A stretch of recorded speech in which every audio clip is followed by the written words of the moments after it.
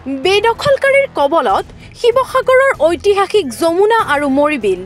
শৃংখল চলিহাৰ গৃহ জিলাতে বন আৰু জলাশয়ত অবৈধ বেদখল। ৰাজ্যৰ অন্যান্য প্ৰান্তত চলি থকা উচ্ছেদক পূৰ্ণ সমৰ্থন আগবঢ়াইছে শৃংখল চলিহাই।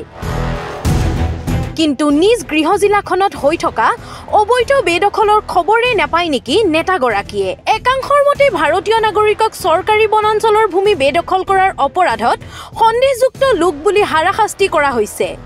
যিহেতু চৰকাৰৰ মূল দায়িত্ব হৈছে নাগৰিকৰ মৌলিক অধিকাৰ প্ৰদান কৰা আৰু সম্পত্তিৰ সুৰক্ষা দিয়া, কিন্তু RTIৰ জৰিয়তে সচেতন এগৰাকী সমাজকৰ্মীয়ে পোহৰলৈ আনিছে শিৱসাগৰ জিলাখনত হৈ থকা অবৈধ বেদখলৰ জিয়া ছবি।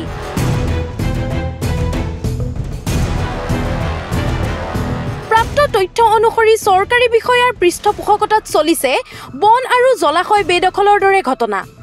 সচেতন ৰাইজে উচ্ছেদৰ দাবী উত্থাপন কৰিছে। অভিযোগ অনুসৰি শিৱসাগৰত প্ৰায় 50 বিঘাৰো অধিক চৰকাৰী জলাশয় সংৰক্ষিত ভূমি বেদখলকাৰীৰ কবলত আছে। শিৱসাগৰ নগৰৰ মাজমজিয়াৰ ঐতিহাসিক মৰিবিল আৰু যমুনা নামৰ প্ৰাকৃতিক জলাশয়টো সম্পূৰ্ণৰূপে বেদখল হোৱাৰ তথ্য ইতিমধ্যে 2022 চনৰ RTI তথ্যৰ জৰিয়তে পোহৰলৈ আহিছিল।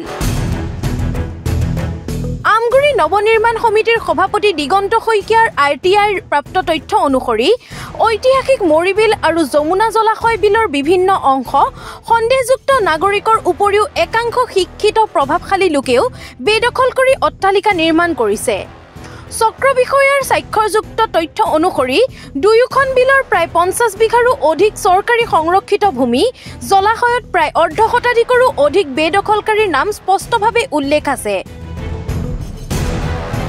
তথাপিও শিৱসাগৰ জিলা প্ৰশাসনে এই তথ্যক আওকাণ কৰি এতিয়ালৈকে কোনো ধৰণৰ ব্যৱস্থা গ্ৰহণ কৰা নাই। সেয়েহে আমগুৰি নৱনিৰ্মাণ সমিতিৰ সভাপতি দিগন্ত শইকীয়াই এই সম্পূৰ্ণ ঘটনা এক উচ্চস্তৰীয় তদন্তৰ আওতালৈ আনি বৰ্তমান অসমত উচ্ছেদ অভিযানত উদ্যোগ গ্ৰহণ কৰি থকা মুখ্যমন্ত্ৰী ডক্টৰ হিমন্ত বিশ্ব শৰ্মাই নিজে কিবা এটা পদক্ষেপ গ্ৰহণ কৰিব লাগে বুলি দাবী জনাইছে। অসম চৰকাৰে এতিয়া যি উচ্ছেদ অভিযান চলাইছে, বিশেষকৈ গোৱালপাৰা গোলাঘাট জিলাৰ উলিয়ামঘাটত আমি এই উচ্ছেদ অভিযানটো আৰম্ভণি জনাইছোঁ। কিন্তু একে সময়তে শিৱসাগৰ জিলাৰ শিৱসাগৰ নগৰৰ 10 নং ৱাৰ্ডত অৱস্থিত এই মৰিবিল নামৰ যি জলাশয় আছিলে, এই জলাশয়টো মানে অধিকাংশ মাটিয়ে বেদখল কৰিলে।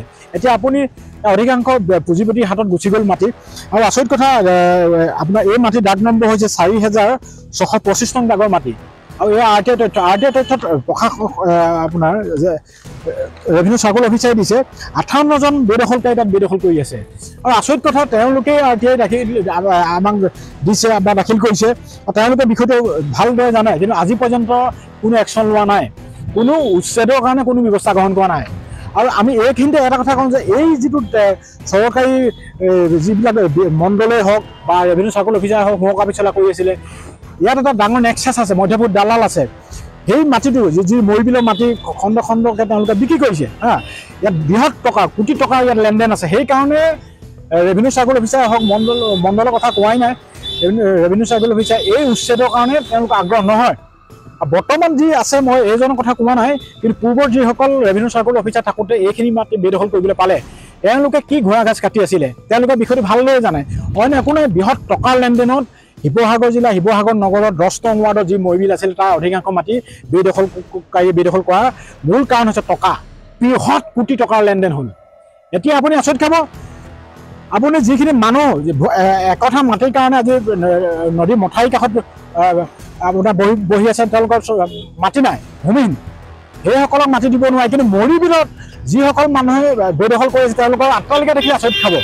এইটো পুঁজিপতি গাঁৱত গোটেই মাটিডোখৰ গ্ৰাস কৰি পেলালে। আৰু ইয়াৰ মূল কাৰণ হৈছে টকা, বৃহৎ টকাৰ লেনদেন হৈছে, যাৰ বিনিময়ত শিৱসাগৰ জিলা শিৱসাগৰ টাউনৰ মাজমজিয়া 10 নং ৱাৰ্ডত অৱস্থিত মৰিবিল জলাশয়ৰ মাটি বেদখল কৰিবলৈ সুবিধা পালে। আমি এই বিষয়টো প্ৰথমে জিলা প্ৰশাসনৰ তদন্তত দাবী জনাইছোঁ। তদন্ত এইকাৰণে দাবী জনাইছোঁ কাৰণ জিলা আপোনাৰ ৰেভিনিউ চাৰ্কল অফিচাৰে আমাক RTI দিছে 58জনে ইয়াত বেদখল কৰি আছে বুলি তেওঁৱে কৈছে, কিন্তু তেওঁলোকে জানি শুনো কিয় একশ্যন লোৱা নাই। ঐতিহাসিক মৰিবিল আৰু যমুনাৰ চৰকাৰী সংৰক্ষিত ভূমিত এতিয়া মাত্ৰ দেখা যায় বৃহৎ অট্টালিকা আৰু ৰাজপ্ৰসাদদায়ক ঘৰবাৰীসমূহ। শিৱসাগৰত এই চাঞ্চল্যকৰ বেদখলৰ তথ্য পোহৰলৈ অহাৰ পাছতো গা লৰা নাই সামাজিক মাধ্যমত বিতৰ্কিত হৈ পৰা নেতা শৃংখল চলিহা। লগতে চলিহাৰ বিৰুদ্ধে কোনো ধৰণৰ প্ৰতিবাদৰ ধ্বনি নতুবা উচ্ছেদৰ দাবী কৰা পৰিলক্ষিত নোহোৱাৰো গুৰুতৰ অভিযোগ উত্থাপন হৈছে। সচেতন নাগৰিকসকলে ঐতিহাসিক যমুনা আৰু মৰিবিল তথা জলাশয়ত পূৰ্ণাংগ উচ্ছেদ অভিযান চলাই জলাশয় দুখনক বেদখলকাৰীৰ কবলৰ পৰা পুনৰুদ্ধাৰ কৰিবলৈ চৰকাৰক আহ্বান জনাইছে। শিৱসাগৰৰ পৰা ফাৰহান লস্কৰৰ ৰিপৰ্ট, ডি নিউজ আৰু ডি নৰ্থ ইষ্ট।